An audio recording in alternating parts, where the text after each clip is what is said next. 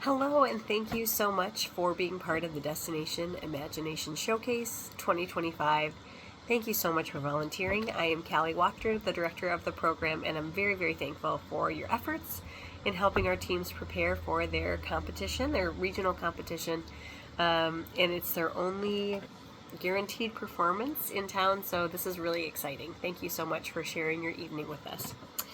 So you are judge number one, and in my initial email I sent, you will have challenge materials that look like this for 3 different challenges.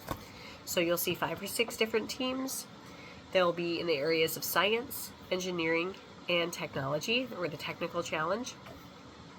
The document that you got attached to your email like this, that has the whole just general challenge that each team is tasked to actually solve.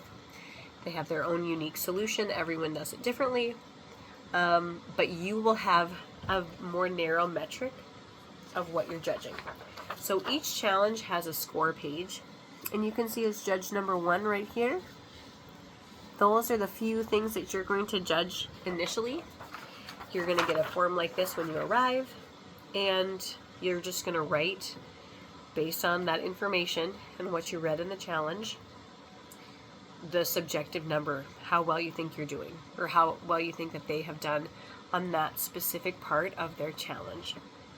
So for example, if what you're judging has a metric of 0 to 20 points, 20 points would be if it was absolute perfection, nothing could be improved, and like an average would be 8, 9, 10, 11. That would be the difference. Now, you want to use the range. If it's below average or hasn't been touched yet, you're going to want to give it an even lower score. Not because you don't like them, not because you're not awesome, but because this gives the kids and coaches an idea like, okay, I thought we had this solved. We didn't quite get there yet. That is very helpful feedback that can be revised and restructured to make it more effective before their competition. So that range of numbers, again, a different person would give a different number. That's fine. It gives very helpful data and information to make positive team decisions as they prepare for the regional competition. So in addition to that, teams will also give you like a page of paper that explains what their storyline is, in some of the challenges, what specifically you'll be looking at, and I'll go into that in more detail in a minute. And then finally, each of you will be provided a post-it pack. So this is an opportunity for you to encourage the teams. It can have to do with a specific thing you were asked to judge, or it can be just something that you noticed that was positive or memorable or interesting.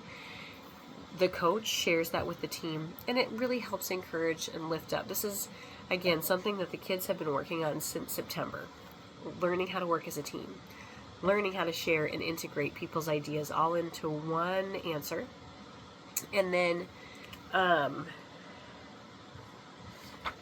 finally, just something that you thought they did a good job and you want to make sure that they know. So you will have this as well, and these are very, very prized by each team at all levels, kindergarten all the way to high school.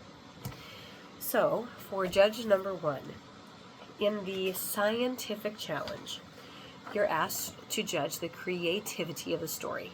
So it includes how at least one character who's located on the real team selected planet thinks they're alone, but discovers they're not. The story is more creative when there's a novel development in the storyline or character. So it doesn't follow the traditional arc. You want it to be a little unusual, a variation on the theme, not just stories that they've heard, beginning, middle, end. Something unusual happens to make it more memorable or to stand out. And it also shows that they are not just copying and pasting other stories that they've heard, but really made it their own. And the second thing that you're going to judge is clear and effective storytelling. Can you tell what the story is? Is there a beginning, a middle, and an end? Is it easy to follow, or are you jumping around going, wait, what? And again, different skills, different skill sets of kids, different ages of kids, everyone's creative writing or creative ability is there, but how well it's tapped into and how well they do. Again, it depends on age and how much experience you have. So that's what you're going to be asked to judge for science. In the technical challenge, you are going to be asked to judge the creativity of the story again. It's include but not limited to how at least one character lacks something important and attempts to gain it. The story is more creative when there's something unusual that happens. And then again, clear and effective storytelling. It has a beginning, a middle, and an end, and it's easy to understand. So for the technical challenge, that you will have information that is submitted by the team on that paperwork of who the character is, what they lack, and how they are attempting to gain it. So it's going to be written down so you have an idea of what you're trying to judge or what you're trying to look for, and that will be very helpful as you analyze that performance. And then finally, for the engineering team, you will have also the creativity of the story, where something novel develops in the characters or storyline, and the story has a beginning, a middle, and an end. Now, I will say, there are a variety of different kinds of challenges, from engineering all the way to like a true storytelling, which would be improv or fine arts. Sometimes the teams that gravitate toward fine arts do amazing with the story, but the actual tech part or functional part is a little questionable because those aren't usually how the brain of those kids work. And conversely, you might have some amazing builders and amazing engineers, but they're not really storytellers, or at least that's not a skill that they have, that's a skill they need to work on and hone.